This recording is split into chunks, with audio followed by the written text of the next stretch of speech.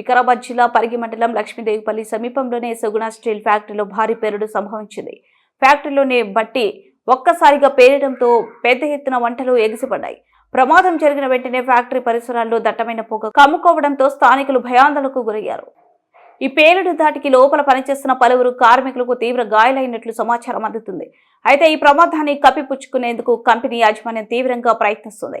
భారీ పేలుడు జరిగిన కేవలం లారీ టైర్ పేలిందని చెబుతూ కంపెనీ ప్రతినిధులు బుకాయిస్తున్నారు. అసలు ఏం జరిగిందో తెలుసుకునేందుకు లోపలికి అనుమతించకపోవడం పలు అనుమానాలకు తావితేస్తుంది.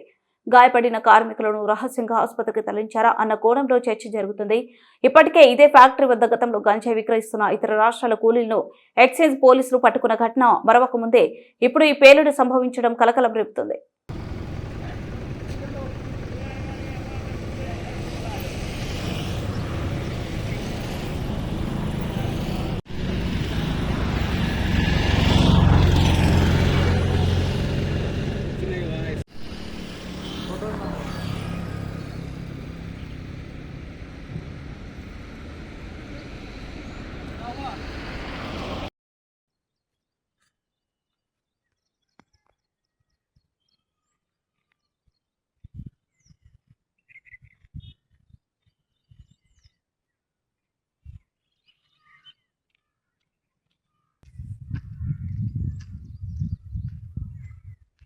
ప్రసెంట్ ఎప్పుడు చూడు మనసు చచ్చిపోయి